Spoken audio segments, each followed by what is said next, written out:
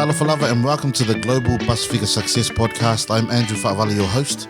Every week I'll be chatting with successful Pacific people from across the globe, unpacking their stories and more importantly, picking out insights, lessons and golden nuggets you can use to live your best life too. Thanks everyone for tuning in to the Global Pasifika Success Podcast. This week we have a good friend of mine, Apollo the Terminator Perelini. And Apollo is a dual international in rugby and rugby league. He's played rugby for the Manu Samoa and rugby league for the Toa Samoa. Was one of the early guys to switch codes and go over to the UK. Had a long, illustrious career both in playing and in coaching and strength and conditioning there, and has now landed and been in Dubai for the past 10 or so years, running his own business. So a man who has transitioned across sport and through that has gone into the administrative side and now into business, and that's why I really wanted to have him on board. AP, thanks for joining us, bro. Oh, it's good to be part of this podcast. Thanks very much for having me. Sweet, man. So we'll start at the top. You're in Dubai. Can you tell us about what you're doing there? At the moment, I got two roles in Dubai. One, I own my own rugby academy. It's a sports academy. I can pretty much license to run any sporting academy if I wanted to. But I decided that about 10 years ago just to master one sport, and that's the sport that I love and are good at, and that's rugby. So we started in 2010. Our first academy. We were fully licensed, and we've been going 10 years this year. as we plan to celebrate our 10th year anniversary, it all goes lockdown. What are you going to do? How are you going to have your big party? Thanks very much, ladies and gentlemen. We're in lockdown, but it's been great. We've seen over thousands of kids come through our program, and over the years we've enabled kids to transition to their home countries, and I think that's been the main focus for us is to see boys and girls go and make it back in their home countries, but and enabling them to get the same type of coaching that they could get back home. So that's part of my business, and also out of that, we've also got a mentorship program. We help kids and go through mental health. There's such a big mental health problem with kids. And also we're looking at leadership and going into corporate leadership as well. But that's my own business that we currently run. My wife is my boss. It's just my name that's on the door.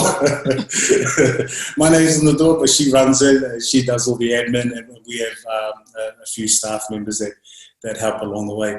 And my other job is I'm a high performance director for UAE Rugby, and so that position is a government position. So the UAE Rugby is actually it's part owned by the general authorities, which is the government, and so my contract is government contract. So my responsibility is to spread the game and teach the game to the indigenous people of Dubai, the Arabs. So that's been one of my main objectives. But the other one is helping develop also the international representation of UAE rugby in all competitions throughout Asia. So that's sevens rugby for girls and boys, men's, and 15s for men's. So it feels like you're doing a few different things there, even though it's one thing, because sports development and leadership and business are all very intertwined things, but they really require different skill sets. How do you handle all those different skill sets that you need and the different hats that you need to wear? Yeah, I think it's funny that when often people ask me that, do you wear different hats? I said, not necessarily. I think my coaching hat is still my leadership hat, and my leadership hat my coaching hat that I use when I'm out on the fields coaching and developing. It's the same hat that I use when I'm working in corporate. It's the same language, but we use we because all the transferable skills that we and experiences that we have. I mean, and often I say, look, no one's walked in my shoes. None of these corporate guys have walked in my shoes, and experienced what I've experienced. So I'm able to relate, transfer, and give analogies from using metaphorically rugby and sports in general to get across, I guess, pictures and for corporate people to understand. So when I'm working with, say, a manager or a CEO, they understand it. They understand it because they kind of know sports. The majority of them know sports, and when you start painting the picture that, an organisation is just a sports team, just under a different banner.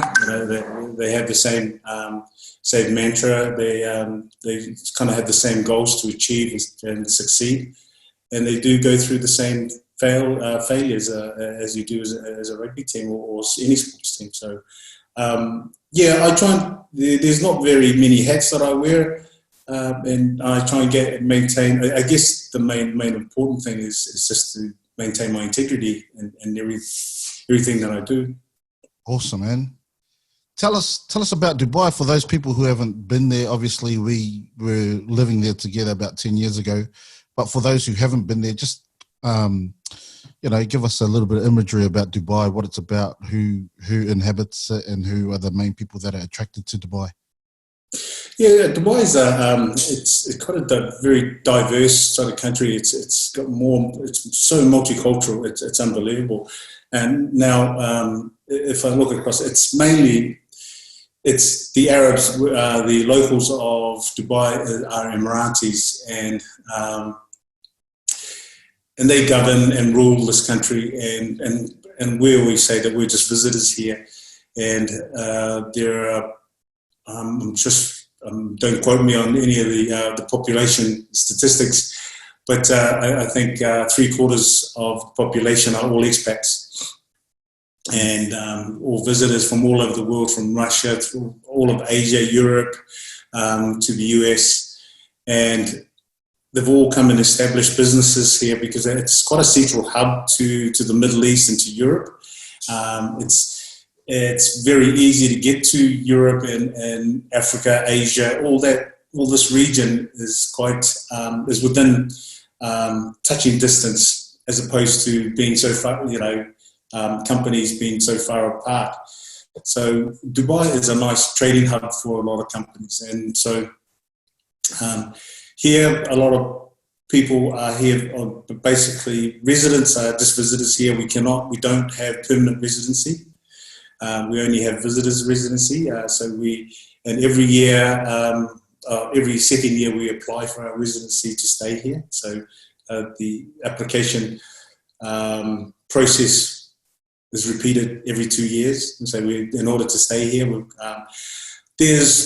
I'll be honest with you, there's no real unemployment here because you cannot live here without a job, and you cannot get a job without a visa. And we cannot get a visa without a job. So vice versa, you can't. And if you do overstay, you get caught and you get imprisoned, and it's tough out here. But the life out here is really good. The weather's great. I mean, it's starting to warm up. It's 38 degrees outside. It's a bit too warm for me, and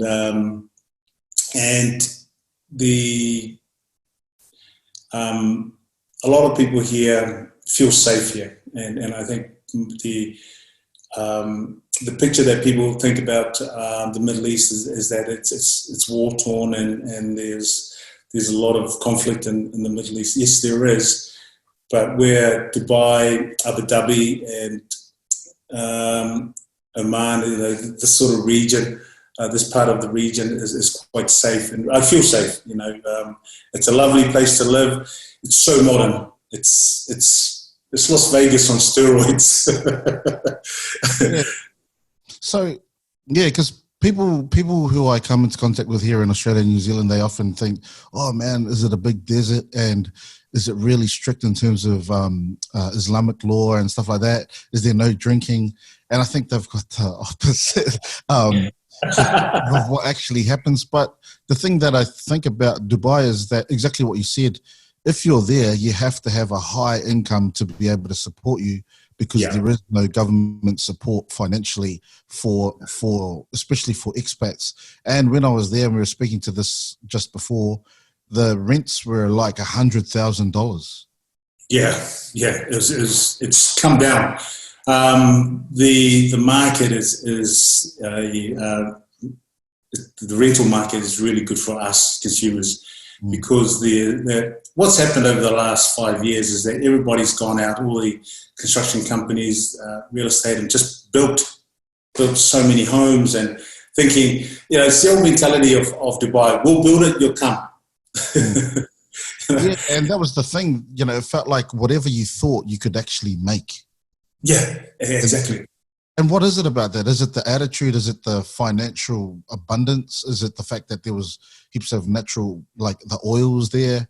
Does it relate to a mindset? I think it's the mindset. I think it's the mindset of people here, and also the mindset of the government. If they want to make something, they'll do it. And it's funny, when I go back to Auckland, New Zealand, and sometimes I get there, and I've been away for a year, and construction on certain areas still haven't been completed. Here they build motorways. They put in a river that runs through from from one side of the city through into the desert, and back out the other side of the city. And within 2 years, it's crazy when they can do it, and they can put up infrastructure very, very quickly. They've got a law here in construction that you get given 2 years. Once you've had the approval of building something, you've got 2 years to build it. Wow. Yeah. And if you fall outside of those 2 years, if you fall outside of those 2 years, you get fined. But if you complete it within the 2 years, you get a bonus. Oh, sweet. So I think we need to change the laws in New Zealand, because the Takanini motorway, seriously, about 10 years, man, I don't know what's going on there, right? So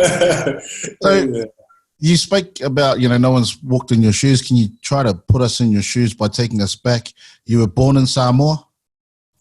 Yeah, I was born in Samoa, and we moved to New Zealand when I was very young, and went basically for a better life. And mum and dad were like all Polynesians, they took the risk of moving away from the comforts of home and from the comforts of family in Samoa, just to get a better life, to have a better start. And so we moved to Auckland, and with 8 kids, there's 8 of us kids, 4 boys, 4 girls, and we all there. We lived in New Lynn, and I went to Kelston Primary, Intermediate, and High School. So it was major move for the family. Yeah. So you grew up around some of the legends like Inga the Winger, Inga Tuingmala, and some other guys from Kelston. You want to just explain how you guys got into that group and how that kind of shaped the rest of your life? Yeah, there was Kelston at the time. Kelston was, the big breeding ground of rugby players out west. Out of anywhere in the west. The Kelston area, the New Lynn, Kelston, Henderson area was a breeding ground for a lot of top rugby players back in those days. And I went to school with Inga when we went to primary school together. And I remember when he first started school, and we got to know each other, and we had such a gun primary school team. And then we went on to Kelston Intermediate, and then went on to Kelston Boys. But in that area, I mean, there was the Michael Jones, the Ronnie Clark. They were just up the road, only 5 kilometres up the road. So there was a nice breeding ground for the top rugby players around West Auckland. So how did that shape you? Because I remember, Don Oliver was a big part of your life, and Don Yeah. Oliver was a former weightlifter. Yeah, and he was a weightlifter for New Zealand and a Commonwealth Games gold medalist and an Olympic weightlifter. And Don Oliver, I got to know, Inga and I got to know Don Oliver. And before we left to go to play rugby league in the early 90s, we got to know Don just through church. We went to a Christian fellowship in New Lynn and with Michael Jones and Ronnie Clark and that. And so whenever we would come back from, so when Inga and I would go to UK and we'll spend 9 months there and then come back home for a couple of months during the winter months. And we would come back and Don will always look after us, he'll train us. And the crazy thing about Don is that he'll do everything with us. Like with weightlifting, he'll teach us all. He taught us everything. He taught us how to squat properly, how to power cleanse. It was before power cleaning became something, it became part of any rugby players' training regime. We were doing power clean snatches with Don and his son. Because, I remember, because I played low-level rugby in the UK, but I remember in our changing rooms and that there was a photo of you doing push-ups, and you were really well known for how hard you train. And then I saw it myself when I lived with you in Dubai when you were beating our academy kids. But how was your work ethic and that like strong as mentality kind of formed? Was it in those kinds of places with Don Oliver and training on the weights and stuff? I think my mentality came from being at home. I'll be honest with you, Mum and Dad weren't really rugby followers. They really didn't care much for rugby back in those days. It was kind of interfering with my schooling. It was interfering with our Samoan cultural life. And so for me, it was something that I got into my head that I really wanted to do it myself. And my dad was a really hard worker. He was a joiner by trade, but he worked in aluminium smelter just up the road in Avondale. And he used to walk everywhere. It doesn't matter, rain, hail, or shine, he used to walk everywhere. And I used to look at him and think, he's a hard working man, I want to be like him. And that's what really, really modeled my beliefs in hard work and just, you can't wait for somebody to give it to you. You got to go out there and earn it. And just to give you a story about my father was about me is that all my uncles used to come and watch me play. And I remember I was captaining the Kelston First 15 in 87. And Dad only came to one game. He didn't really care. Hey? It was only because my uncle said, "Oh, you got to come down. He's the captain for Kelston First 15. They got to win this." And he didn't really care. All he was worried about is that I get an education, become a better person, better than what he was. And then I remember one weekend, it was the finals, and I think we were playing against St. Peter's, and I was getting ready that morning to go to Kelston. We were meeting there, and then we were catching a minibus to Eden Park for the final. And my dad said, "Where are you going?" And I said, "Well, I'm going to go to school." He said, "Well, you haven't mowed the lawns." I said, "Silly, mow the lawns." He said, "You're not going anywhere until you finish the lawns, silly."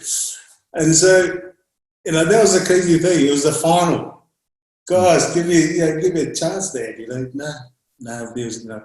And so I mowed the lawn, and back in those days we didn't have a catcher because the catcher of the lawnmower was broken. So I had to mow the lawns and then get the rake and the sanu and get all the grass together, and collect up all the grass, and that was a crazy thing about it. And it didn't matter to Dad whether I had the final or I was representing, Auckland or such. He was just more worried about my jobs and my responsibility around home. Then he finally let me go. I had to run to school. I was sweating in my number ones. And but the only other game that he ever came to, which was really was the biggest that I thanked him for, was Mum and Dad came to, was when I represented New Zealand and New Zealand under-21s in Sydney against Australia. We were curtain raiser to Australia versus France, and we were playing Australia at Sydney football stadium. And on that day, I didn't realise that Mum and Dad had travelled all the way to Sydney because my cousin paid for them. And they turned up to the game, and I was shocked. I was in tears, and as I was warming up, and I looked up in the stadium, and there was my dad. And I guess he didn't care whether I was representing New Zealand or not. He was just more worried, that I was happy. And he told me that afterwards, after all those years. But I think the mindset for being strong came from my just watching my father and all the things that he went through in order to bring up kids in New Zealand and to bring them to transition across from Samoa. And I always believe that you can only never wait for handouts. You've got to go out there and earn it yourself. So my mentality of running was I do 10 to 12 Ks pretty much most days when I was growing up. I was always running. Inga wasn't so keen. I used to run past his house up Committee Hill. He was going, what are you doing here? I said, come to pick you up. Nah, you'll go back in, and I'll just carry on. And but yeah, it's I guess if it's ingrained in you, you just go for it, and it becomes part of you. So you played in the New Zealand 21s. You made all those teams. Just a quick aside: who won the game between Custard and St. Peter's? It's a draw. Oh, what? So what? You shared the trophy? Yeah, we shared it. Oh, that's pretty cool. Who were some guys from St. Peter's at the time? Pat Lamb. Oh. Pat Lamb. There's Pat, Matt Webber. There's who else was there? There's quite a few. Yeah, all those boys that growing up. I've forgotten most of those players. So you played for the 21s, and then it was quite early that you decided to switch allegiance to Samoa. What was that like, and what was the thought process behind it? How did you make that decision? They came about because of Peter Fats. May he rest in peace, that brother. I was playing at. So I was still at. I was at Ponsonby. I was playing Ponsonby Seniors at the time, and Peter Fats the World Cup was coming around the following year, and this was in 1990. I was playing for. That's when I was playing for the under-20s, and Peter Fats got me in the corner and said at the club room, he said, he ain't never going to be an All Black. There's so many loose forwards. Come and play for Samoa. And I was like, oh, you know what? You may be right. And back then, all you wanted to do was just play international rugby. He just wanted to play national rugby and international rugby. And then he got me, Pat Lamb, Junior Paramore together and said, look, this is us. Danny Kaliopa. And so he got all of us loose forwards together and basically got us to agree on committing to Samoa. And so we did. And it was one of the best decisions I ever made, and I'll look back at it and think, what a great time I did, and that I had with representing Samoa. And so that's how we came to representing Samoa, because prior to that, I never represented Samoa. We're in New Zealand most of the time. But going back to my father, now this is the change of mindset for him. He was proud. I've never seen, he was so proud. The moment I said I was representing Samoa, it was a different kettle of fish for him. He just turned around and said, this is the best thing you've ever done. I said, more about the lawn. Yeah, yeah. This is better than all the lawn mowing we've done for our family. So that was probably one of the most proudest moments for him, that I was actually representing. It made me realise that no, Samoa, although he's living in New Zealand, Samoa is where his heart is, and it doesn't matter whether you represent the black jersey. He's not part of that black jersey. My dad was always part of the blue jersey. So when I finally put the blue jersey on, he was proud. I've never seen him so proud. I think, we've had some really monumental Pacific teams come out and change the landscape and change the way the game has headed. I think one of those recently is the Mate Matonga, when Fifita and Jason Taumalolo, they switched over to MMT. And the whole fields are red, and it's ridiculous. I don't know why international governing body isn't like pushing this across the board, and as well as the World Rugby. But I think the 91 Manu Samoa team can say really confidently that you guys changed the game as well on an international scale. Huge underdogs, and to beat tier one nations was ridiculous. But also there was such pride in our people, whether they were in Samoa or New Zealand, Australia, the States, whatever. And I still remember it to this day, and that's what shaped me. And I wanted to play for the Manu, and I hadn't even been to Samoa yet, but I just thought, man, that was the new big goal.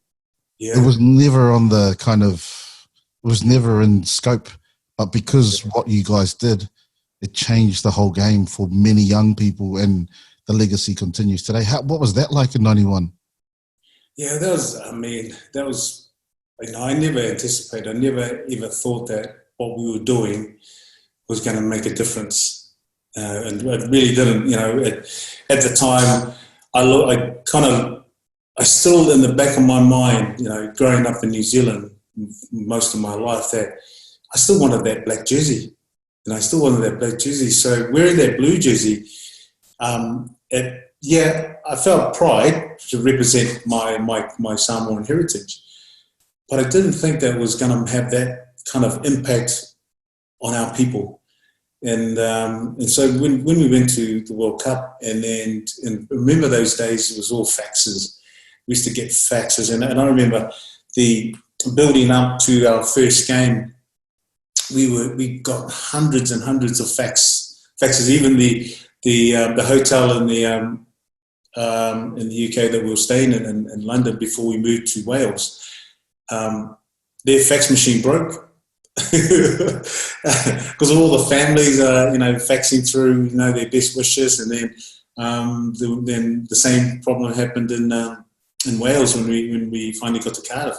And the amount of faxes that were coming through, and we wallpapered the whole meeting room with faxes, and we spend all afternoon just sitting there reading faxes. And I remember as a duty boy, I had to go and collect all the faxes from the office, and then you had to go and put them on the wall. I think I was there for 2 hours. It was I think it was me and Filippo saying put it on the walls, but it was. As you're putting it up, your hair was standing on end. You're just so proud, to be Samoan, and that whole build-up before the first game was probably it was unreal, and I've never experienced that in my whole life of playing rugby. And then actually walking out onto Cardiff Arms Park and singing the national anthem. On the Arms Park, and when you're growing up, you used to watch the All Blacks play on the Arms Park, used to watch Wales and Barbarians play on the Arms Park, Moriarty's. Yeah. And so to walk out on the Arms Park in Cardiff and sing the Samoan national anthem, honestly, it blew my mind. It was probably one of the most thrilling experiences I've ever had, and then to play the game. The game was all a blur. I can't remember any of it. It's funny. You kind of remember the kickoff and you remember the finish, but everything else, it's all a blur. So, out of that, if we break it down a little bit, because this is a podcast about success, what do you think the elements of success for the team in 91 were, given that you're huge underdogs and conquered things that you weren't supposed to? I think the element of success was belief in ourselves, and it's funny because we had no idea about Wales, and we kind of knew about them, but we were never worried about what they did and what and Fats would always say, we go out there and and put our heart out leave our hearts on the field, and I remember and the biggest thing was just to play for our families. Families played a big part. Families and our whole culture became a big part. We had guys like Mark Birtwistle, Stephen Bishop, and Matafa Keenan. You had your Frank Bunces. Now those guys had not come from a Samoan background. They didn't grow up in a Samoan community. But for them to actually be in tears as we sat there during local and have prayer together every morning and every night, and to sit there and sing songs and just be part of that culture. I think that culture really played a big part in our success, and having that culture that we're going to we'll die for each other. And there's a special there's a quote that Keneti Seal, who's now, I think he's sports minister in Samoa. Keneti Seal didn't get selected for that first game, and he turned to Frank Bunce and he said, and it's one that I still remember, and Frank still remembers, and he says it's a big part of his life when he thinks about his story. And Keneti Seals turned around knowing that he wasn't selected and that Frank Bunce was going to go out there and represent his country. Keneti's country. He's homegrown Samoan soil. And he said, in other words, if your heart is not complete, here, take mine, and then just to make it more complete. Wow. And then that was the day before the game. That was just before we go out there and do our team run before. And I was like going, man, that's it. That's it. That's, if, him saying that, if your heart is not, if your heart is not fully complete going out there, take mine and make it more complete. And that was the difference between that team. That team was so united, and the culture of togetherness that we were willing to die for each other, and we were so connected. And if you watch some of the games, I couldn't believe some of the skill sets that we had in that team. We were mud at lineouts and we were mud at scrums. I tell you, we were absolutely, we were getting pushed around at scrum time and we were losing lineout ball, but ball in hand, we just play off each other. It was that. It's almost like improvisational jazz, where somebody just plays something and you all just play along.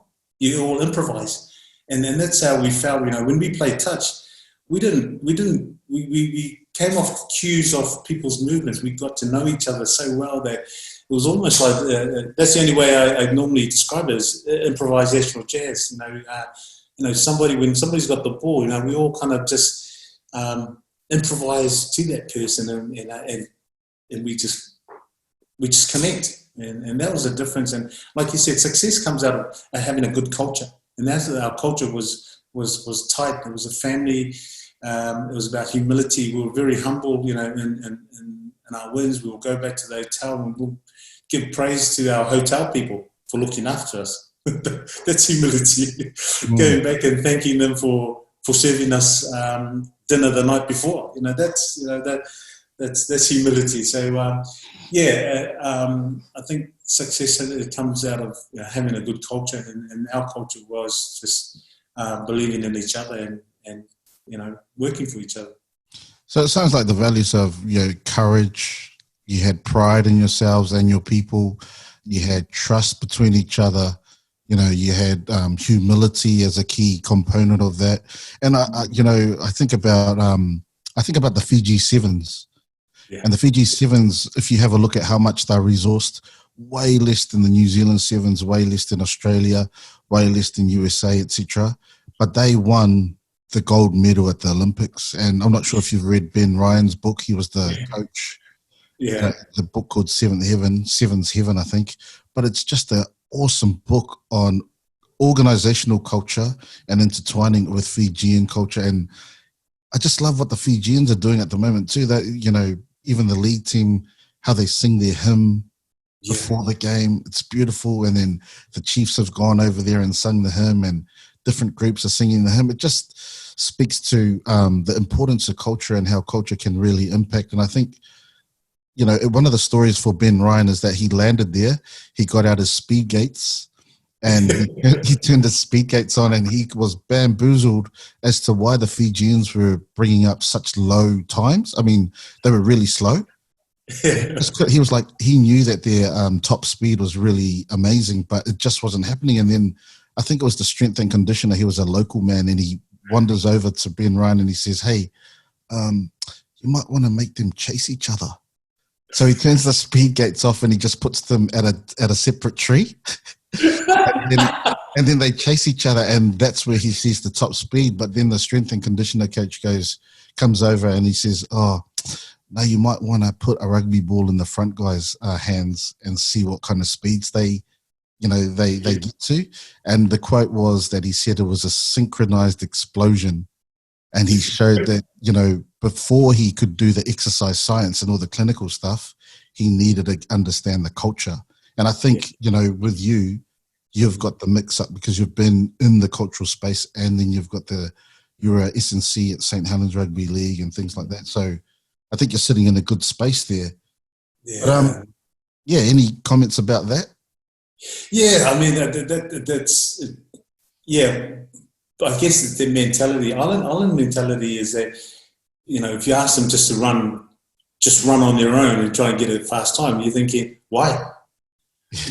You're right. You know. Remember when you're kids, and I remember and Ben's. I heard him speak, and he told that story, and I was just cracking up because I said, when you're a kid, you run the fastest when somebody's chasing you, eh? Yeah. When you're playing tag, man. When you're a tag, man, or you run the fastest when your dad's running after you. You haven't done the lawns. You haven't done the lawns, but or your brother's, you know, trying to get you with a stick. But yeah, it is adapting to their culture, and that was the most important thing. And one of the lessons that when I talked to BG Brian Williams, that he learned a lot on that tour. He learned a lot about the culture, that the way that people handle pressure, the way people prepare. You can't all prepare the same, and I think Graham Henry went through the same experiences with his Islanders. And it's funny when we talk about culture, and when I was at St. Helens, and I remember Dominic Vanati and Maury Fasavalu turned up, and they were unfit. They really, really struggled. And I remember when Daniel Anderson was coaching, and Maury was playing. We were in the final, and Daniel said to him, I don't know how to motivate this guy to get angry. He needs to get angry. So I went over to him and I sat down Maury and I said to him, and I just told him that everybody thinks that you're a chicken. And he looked at me and he goes, what? I said, yeah. I know, everybody thinks you're a chicken. Daniel's lost faith in you. He thinks that you're a pala'ai, man. He thinks that you're a chicken. The change, the second half, he tore the opposition apart. He got player of the day, you know, of the Challenge Cup final. You know, and that was in front of 70,000 people. Everybody thought, mate, that guy just came out second half, just totally because it's different motivation. You know, you can't motivate Balis the same way, the Samoans the same way you motivate Islanders. And so all I did was just tell him that, you know, and his pride, and you know, his pride was affected. They think you're a chicken. What? You know, you don't tell us Samoan that he's a chicken.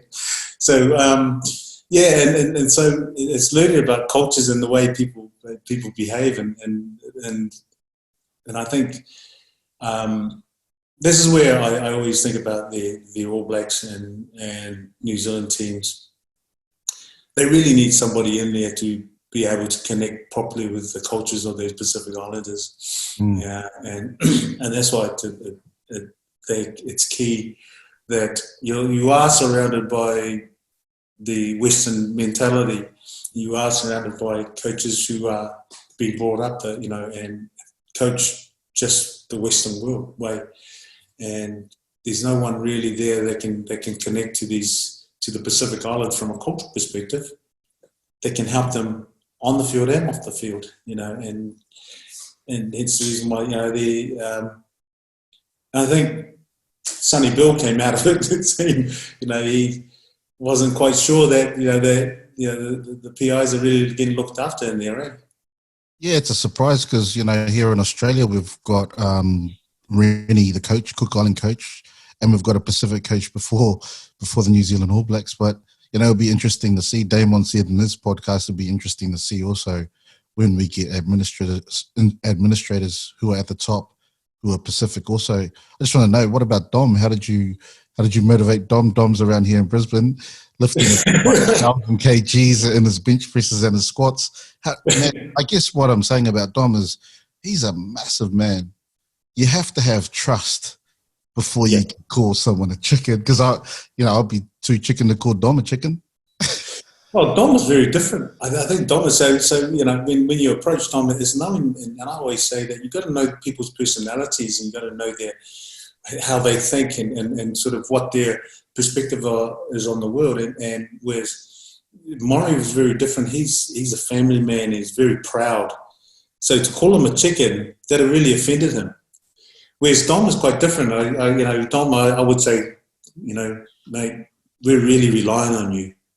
He likes that being relied on. Dom's, he can go about just doing his own thing, you know. But when Dom knows that he's been relied on, he comes out saying, "Okay, you need help. Okay, I'm coming to," you know. And Dom used to have some of Dom's best games was when I've gone up to him and said, "Bro, we really need you today. The team we really rely on you to go forward and be this dominant figure on the field." And you know what? And he comes out and absolutely just dominates. And that's and so it's, and I guess, you know, it's knowing where everybody ticks, you know, and, you know, where one you push this information on them to say, you know, you're like, and the other one you say, "Come on, you know, Dom, we need you."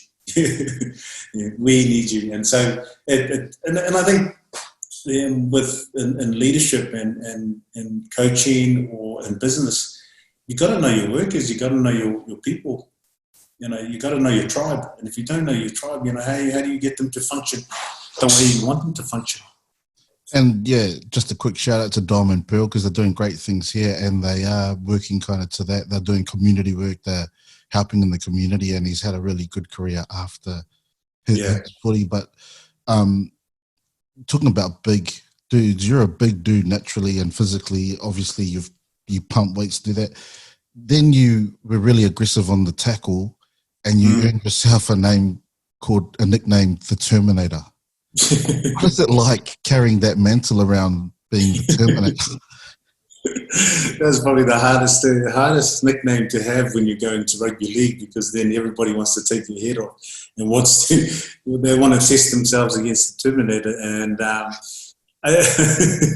it wasn't. I mean, but the one thing I learned through growing up is that if you don't go for, and people always say, "Well, is it your technique?" I said, "Well, yeah, the technique comes from not having fear of being hurt. Yeah, the moment you have fear of tackling, that's when you're stopped and your question and your decision making goes all erratic, thinking, should I be doing this, or should I be going up? And I think my whole decision making and tackling was always just go forward first and get as close as possible before he advances. And my objective wasn't to hurt the person; it was basically just to stop them before they get momentum on me.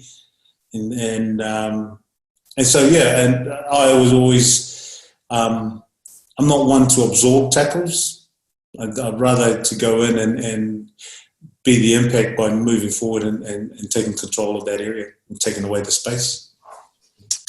But, trying to articulate what you're doing kind of takes away the explosion in what you do. Because, even after your career and we were playing sevens in Dubai, I remember I had a guy and I had the guy lined up. Well, I thought I did anyway in my mind, but you came flying past and absolutely cut a dude in half. And if only we could show videos of this thing, it was an absolute explosion, and he stayed down and he got carried off and stuff like that. But when you're running to that guy or any of these big ass dudes who are running at you, what are you thinking? But I think in most cases, when I see an opportunity to tackle somebody, I'd like to take them by surprise if they're not expecting me. They could be looking at you, but I could be coming from the left-hand side. He doesn't have no expectations of me at the moment, and all he's looking forward to is running into you. But then I come in and connect with him. And look, there've been times when I've come up against some really big runners, and I remember in training, and I haven't told this story for ages, is in training at St. Helens when I was in my second year there, and a guy called Vila Matautia, and biggest Samoan, biggest thighs in the world, he had huge thighs, and he was he had just signed for St. Helens, and one of the training runs we were training, and the coach said, we're going to go live. And he was on the opposite side, and he'd get the ball and just run through everybody. No one wanted to stop him. And then everybody says, come on, AP, get in front of Vila. And me and Vila had a pact, just don't run down my channel. We had made an agreement. Look, you run on that side, I'll run on this side. So as long as we avoid each other, we don't run. And then one of the coaches says, I want you to go defend against Vila. And I said, no, okay. And Vila got this ball, and before he even started running, I was already off the line. I was off the line before he even, decided to run. And by the time he got the ball, I hammered him, and everybody was, roaring. And he got up and he goes, "Really?" And I just said, "Sorry, bro. I just had to stop you before you even start."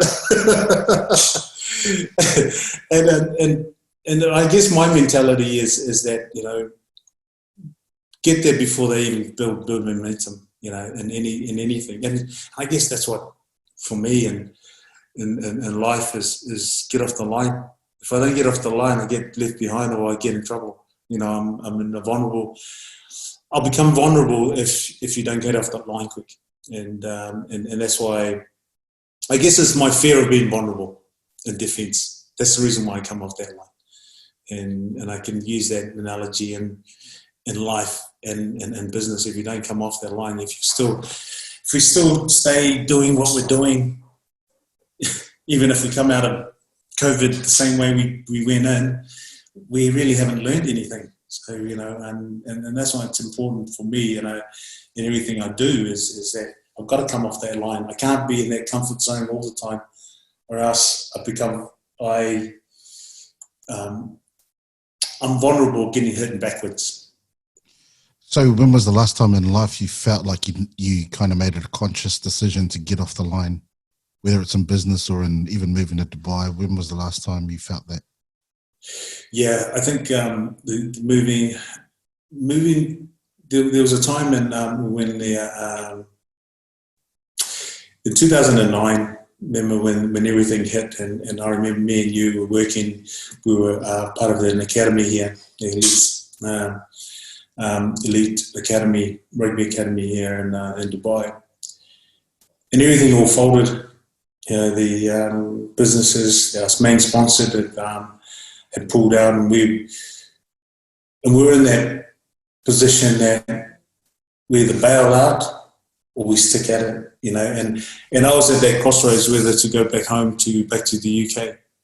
But I made a conscious decision to come out here and give it a go. And it had only been a year, and already we were struggling. And so I decided to get off the line. And I remember I was teaching at the school, at Brighton School, international school, and I was just a coach. So they hired me as a director of rugby. Within a year of being there, I'd become head of PE. And I didn't even have the qualifications to be a PE teacher. So, and within a year after that, I'd become a director of sports in charge of all the PE teachers. And here I was, and it's because of my decision just to get off the line, rather than thinking I'm just a rugby coach. No, I'm not. I've got so much to give. I've got other experiences, and that's why I always use, no one's walked in my shoes. And often people in the teaching industry often ask me when I was teaching at Repton, he goes, "What's it like working with civilians?" Especially coming from the industry that I've been part of. All of a sudden you go from running out in front of thousands and thousands of people where you're part of the entertainment business. You're just an entertainer as a rugby player. You're a commodity that all of a sudden now you're teaching, and you're amongst kids and trying to impart learnings on these kids, and also trying to collaborate with teachers and at school. So moving off the line for me was, back in 2009, was to really go for it and become a PE teacher, something that I've never done before. And then all of a sudden I became a head of PE of the whole school, to the director of sports of the whole school, and head of a faculty, and basically decided to build my own academy. And I was just moving forward and kept moving forward from there. And then in 2015, the UAE Rugby Federation approached me if I was interested in taking up a position within UAE Rugby as a part-time coach. And I said, yeah, I did. So I took up a part-time position, and then within 6 months, they offered me a full-time position. And I felt that I'd probably reached the ceiling of what I can do within in the school, but I've had that experience. I didn't go any higher than my coaching. I kind of just operated laterally, and along the way, I was able to collect a whole lot of new different skill sets from teaching. And Graham, man, and I remember Graham Henry saying to me, after I told him that I'd become a teacher, he just laughed. He was my headmaster when I was at Kelston. He laughed when he found out that I become a teacher, and he said, "You know what? Everybody should do, at least every coach that wants to be a top coach should do 1 year of teaching. Should do 1 year of teaching within a school, because you'll learn so much, not just of how to teach, but also learn so much about yourself and how to be more empathetic about the way you deliver." Because just to paint the picture, man, Repton, I know Repton because we were in the academy there, but Repton is a really expensive private school, and it actually originated out of England, and it's the school that Roald Dahl went to way back in the day. Yeah. I don't even know how old Roald Dahl was. But they decided to create it in the Middle East, and they invested so much money because they had artificial turf on sand, and they had massive buildings, and outside that car park there were Maseratis, X7s and X5s, like all these kinds of, it was like a car show there. You walked in, and we used to walk in as if like, whoa, what are we actually doing here? And then when I left, and then you went to the director, head of PE, and I was kind of cracking up, and then I would just shake my head and think, that's AP, man. He could go and he doesn't have the qualification, and then he can go and manage all the teachers and do it with a smile. But that seems audacious. Were you ever nervous? I think I was nervous because I think it was only my own personal self-doubt that I didn't have the qualifications to do what I was doing. But when I spoke to the head teacher, he says, "You got more qualifications than anybody here in life skills." And I started applying the same principles of coaching and building a team. And I built a really good, strong PE team of 17 PE teachers within Repton. And so I was able to apply those same principles and operate my PE staff as a team, at a squad. We all had roles and responsibilities. We all had objectives and that we wanted to reach. We all had goals. We had annual goals for us, but also at the same time, I guess although I had the role of director of sports, I had no problem of getting my hands dirty and getting in there and working in the grind. Most weekends I'll be coaching, and taking teams, school teams on a minibus heading up to Abu Dhabi on a cricket fixture, standing out there for 5 hours when I could be at home, But it was more. I was really empathetic in the way that I ran my group of teachers, and they really appreciated it. And I guess I was more human, and I didn't take my role too seriously. And I was all us. We like to have a laugh. And it was important that our environment was based around about fun and connecting and just enjoying each other's company. And I think that's, did I have fears? Of course I did. I always felt vulnerable that, you always think yourself, because you haven't got the qualification, I might get found out. But at the end of the day, you learn as you go along, and I learned a lot as a teacher. And I remember I had to take a class. There's a physics class, and I kind of it was part of sports science. It was part of our sports science group of year 12 and year 13. And fortunately, you have a textbook there.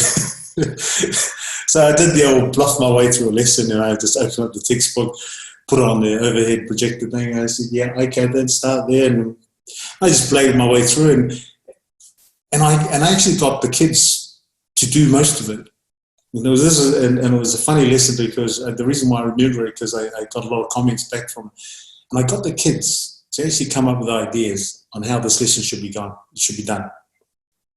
And they were getting up and they were doing it, and then afterwards the kids said that was one of the best lessons they had. And afterwards, when I was talking to the teachers, he goes, "What did you do in my class?" And I said, "Well, I let them run it."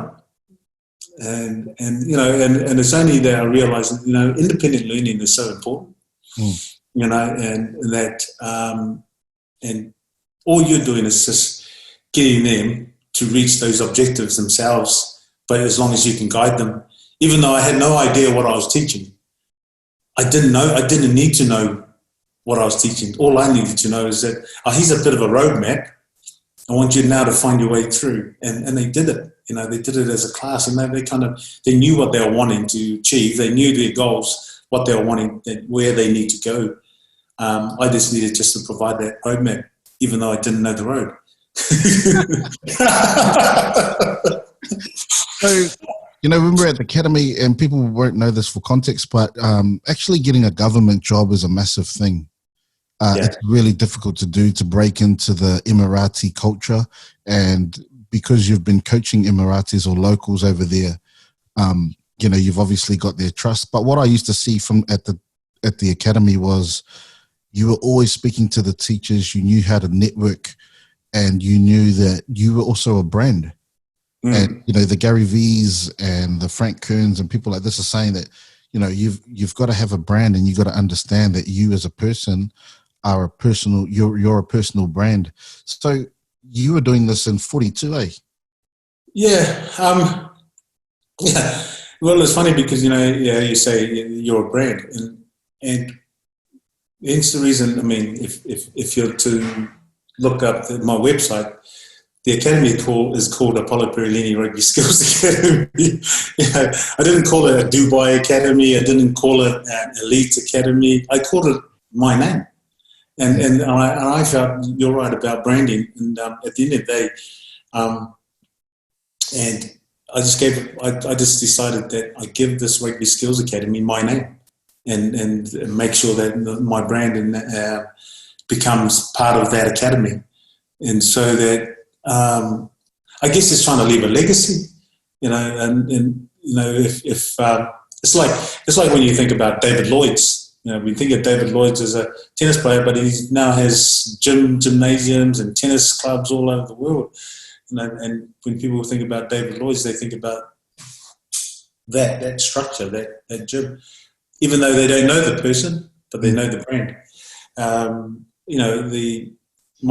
My business is called Apollo Sporting Academy, and so it was really important that I gave it an identity. That I kept hold of my identity really, and that I was I'm a people's person, and relationships are really important to me, and I think in connecting, networking, and having those relationships are key.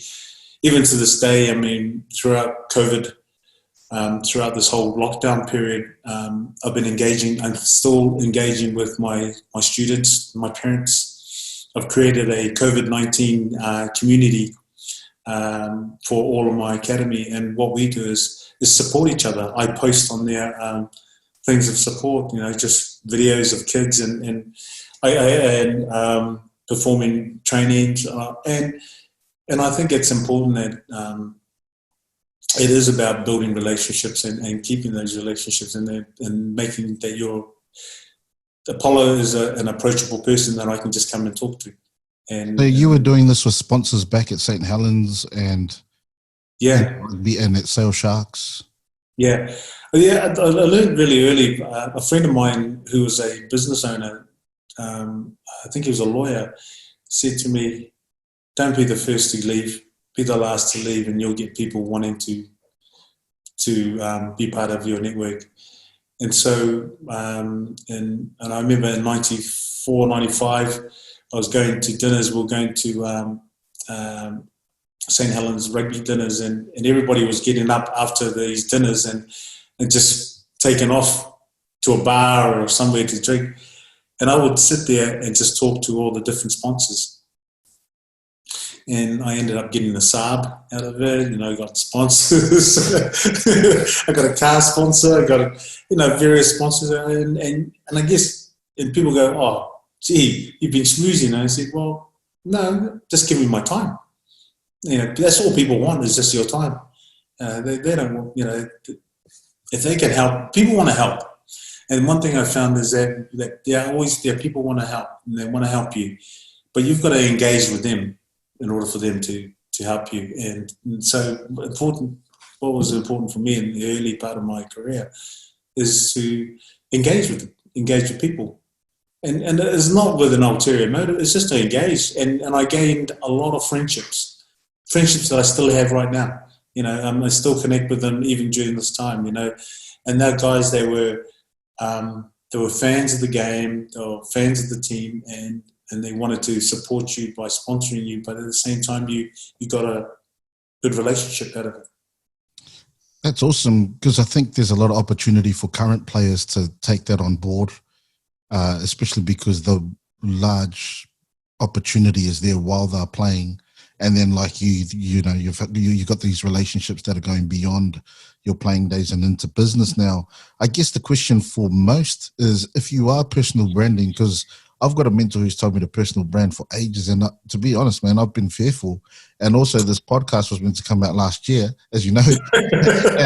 and to be honest, I was too fearful to go and put myself out there. Who are you? You're not even successful, and you want to talk about. But actually, this is about success because I want to be successful. Yeah, you know what I mean. Yeah.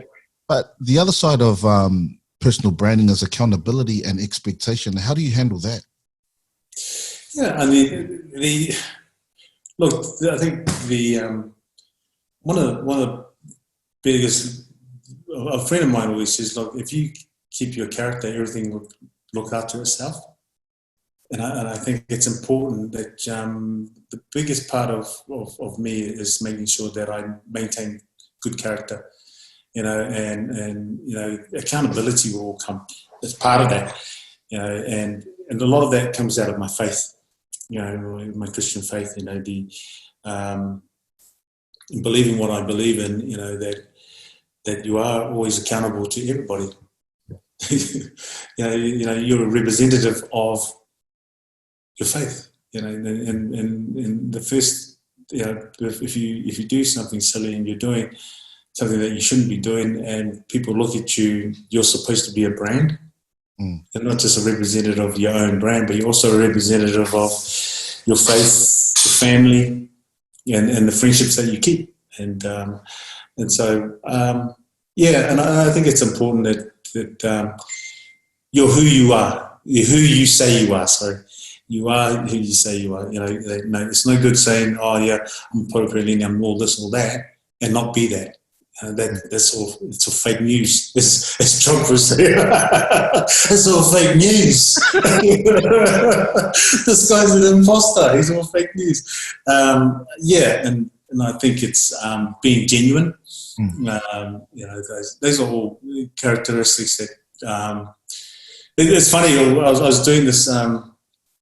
Superhero thing with some of the kids from my academy, and I said, if you're a superhero, who would you be, and the reason why? And people go, and so they wanted to know an example, and I said, well, I'm Iron Man. They said, why Iron Man? I said, because I'm just normal underneath all that armor. And I said, the armor is my family, my faith, and my humility. And they said, oh, okay. And I said, yeah, so without my armor, I'm vulnerable. Without my family, without my faith, and without my humility, I'm vulnerable. Vulnerable to criticism, vulnerable to attacks from all over the place. So I said to them, so find your superhero, and I always throw that out there to the kids in the academy, and I said the other thing about Iron Man is his suit. It's always improving. It's always improving. It never. It's always developing, and that's the most important thing that I always say. That you always got to be developing. You always got to be improving yourself. And I'm reading. I'll tell you this: I've never read any books, in my life, apart from the Bible and apart from the odd book, John Grisham book. From January, I've read 11 books. I'm on my 12th. Yeah, and I just gave myself a goal. I wake up every morning at 4:30, and at 5 I start reading. So the way that I do it now, and I've decided, and it's part of just having that discipline of waking up early, and I wake up in the morning and I read an hour of the Bible. I read 3 books in the Old Testament and 1 book and a book. So I read a chapter every day from the Bible, and then I just do a little bit of study, and then I read another hour of a book. So I've read Shoe Dog by Phil Knight, the Nike, Matthew Syed, Black Box Thinking. I'm on Richard Branson's book at the moment. But look at that mafia feel of this book. Look how thick this book is. But look, it's a great habit, and it's probably the best thing I've done. And I didn't. All I did was just made a decision to start reading. I was never one to read, and I keep telling these. I keep lying to myself, saying, "Oh yeah, I'm all right reader. I read on my phone. I read articles on my laptop." But to actually sit down and read books, and doing 11 books in just over 4 months has been a really big achievement for me, and I continue to do that, and it's very enjoyable and it's satisfying. Awesome, man. We had this in Johnny Tapu's one. He said he doesn't read. But, I guess the thing is, it doesn't matter what it is, but whatever we think we can do, we can actually do, despite our habits from the past, etc. You went from Auckland, you went across to St. Helens, you finished at Sale Sharks Rugby. You kind of conquered all that, went into strength and conditioning, and now you're in Dubai with a personally branded business. What is one learning that you've had from business, and then we'll kind of shut it down with just a few questions? There's so many journeys, but I think the biggest learnings that I've had is not to be afraid of having to go, and I think that's the fear of the unknown is always the thing that holds a lot of people back. Look, I've learned to just go for it. And what I believe that, what's the worst that could happen? What's the worst that can happen? I always look at the worst case scenario and then work from there. And I always say, that worst case scenario, I go back to New Zealand. It's not too bad. Or I go back to the UK. It's not too bad. It's not to be afraid. And again, it's going back to coming off that line. Coming off that line. If I stay on that line and not move anywhere, then I'm liable to go backwards. I've got to come off the line. I've got to come off line. I've got to go. I've got to move forward. I've always got to move forward. And if I think about the business now, we're looking to advance ourselves. Even though during this time, people look at it. I could have come into COVID and thought, oh crap, I'm in trouble now. Our business is shut indefinitely. We don't know when we're going to be opening up again. So we're not making money. We've lost money, but I'm not afraid of it, because during this time we're working on new things, and we're working on other projects where we've been working on developing our academy in a different way, because I don't want our academy to be the same as it was before. And I don't want to be the same AP that went into COVID. I want to come out of this whole pandemic a different person, different business person with a different mindset, with different goals. And I think that the challenge is to stay focused on that and just not be afraid. Not be afraid. Go for it. That's brilliant, man. And credit to your wife, Selena, too, for, going through and doing the decisions with you and being a part of that.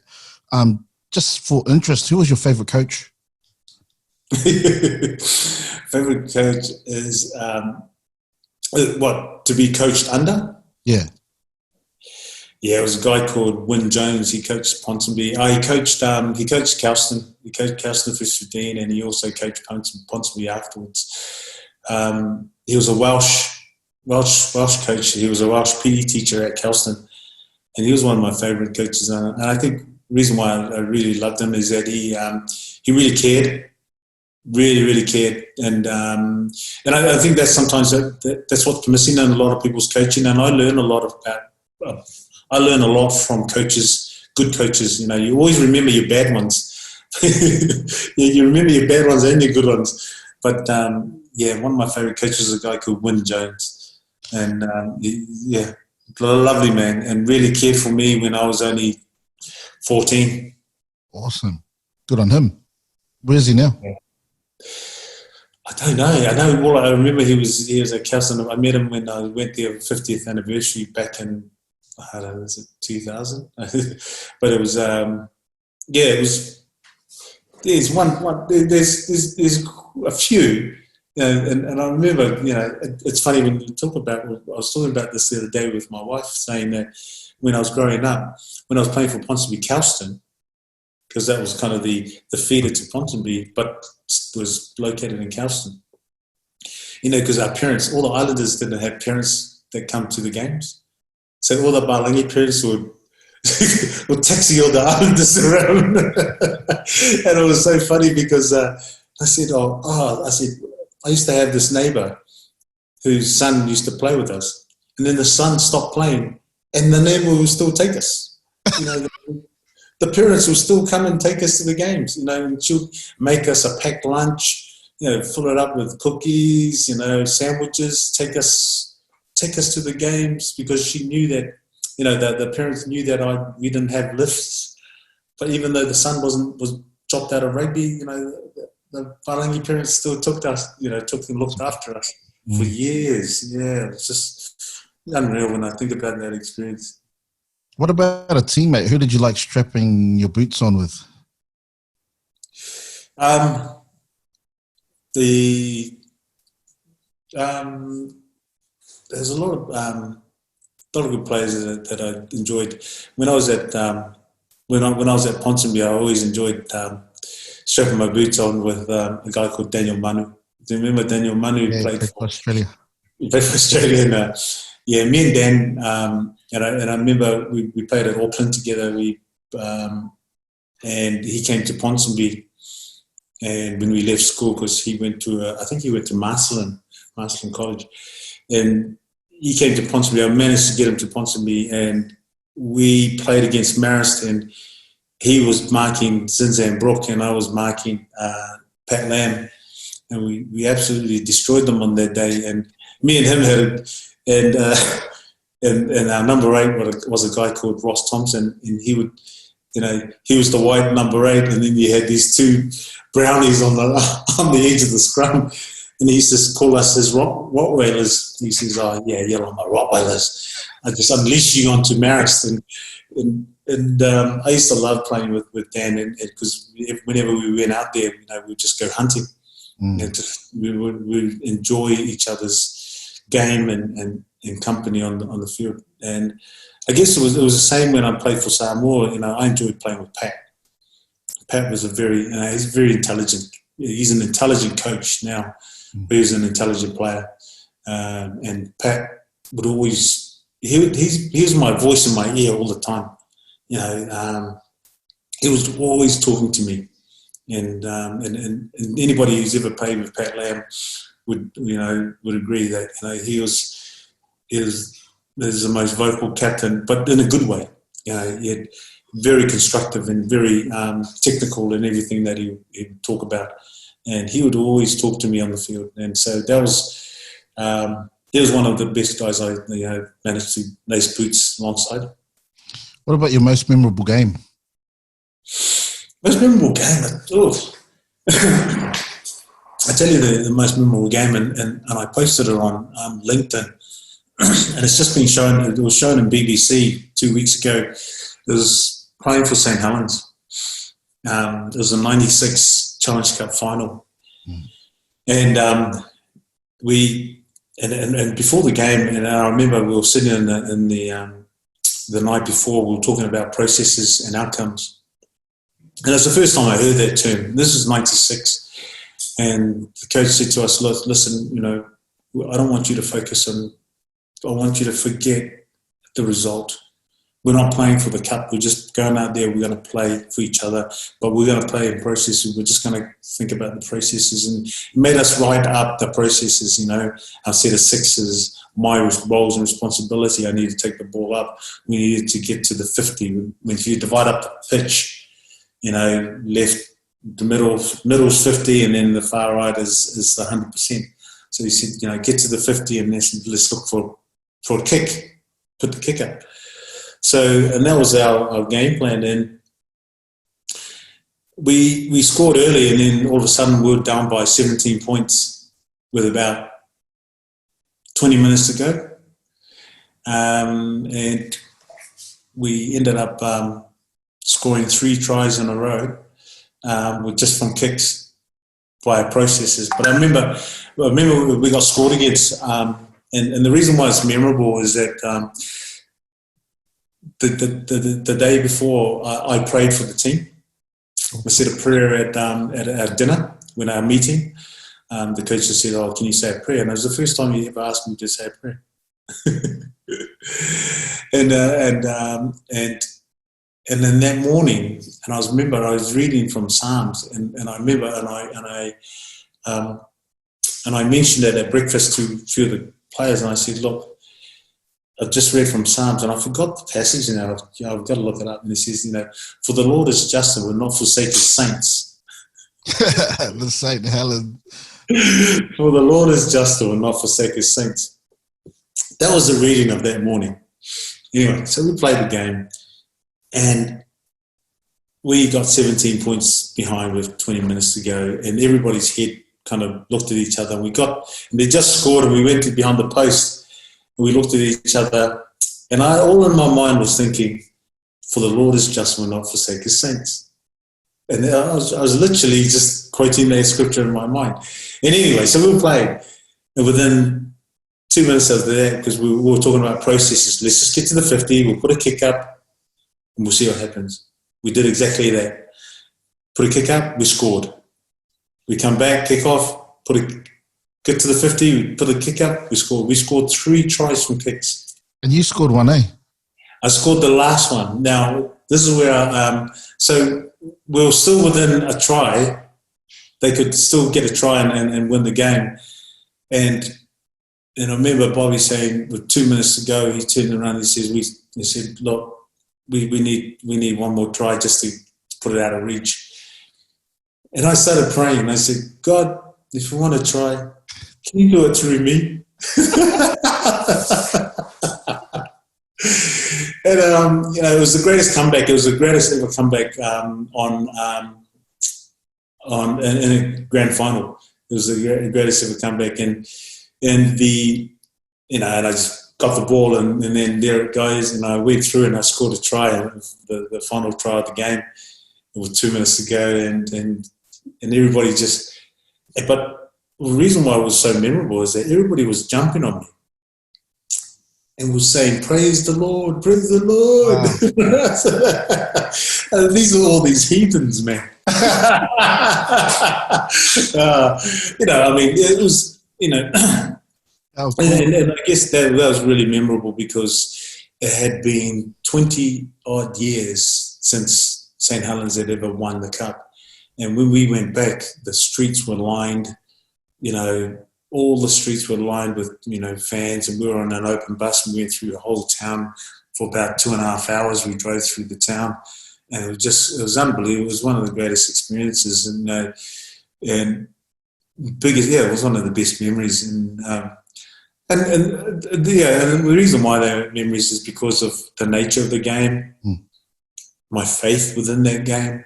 It's all those little things that all made up that game that really made it so memorable for me. It's amazing, man, because what cuts through your story is the prevalence of faith, but also counter that, the fear, like getting rid of fear and getting off the line and making sure that you've got your armor on and that you're not in a vulnerable position. And I just really love that, that's kind of underpinned and motivated you to live the life that you've lived.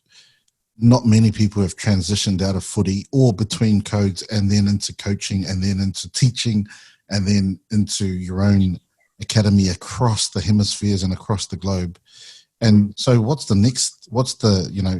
future hold for Apollo and Selena Perelini? We're now just, like I said, we're now just working on other areas that we've been wanting to reach into is the corporate areas. We're over the years, I've had so many corporate guys approach me to run some corporate leadership with them because of the nature of the way that I run. I run a coaching coaches course. It's my own. I wrote it a few years ago, and it was to a lot of these coaching manuals, a lot of these coaching certificates that everybody does. It's all about what to coach, but what a lot of coaches don't get help with is how to coach it. It's all well and good knowing what to coach, but how to coach it, how to deliver it, and how to best deliver it. And so, and when I've run my coaches, and when I've run through certain principles of coaching, a lot of my coaches are CEOs, general managers. They're all top execs out here who coach on the side because their kids play rugby here. And so I've done over 300 coaches in this region, have done my course, and through that I've managed to just, get talking with a lot of these corporate guys, and they've always expressed, I love you to come and run a leadership, run a connectivity session, run a teamwork session, run a team player session. There's a difference between a teamwork and team player. What their roles and responsibilities are within. How do we connect? And so that's the area that I'm currently looking into and working on at the moment. Writing up programs, writing up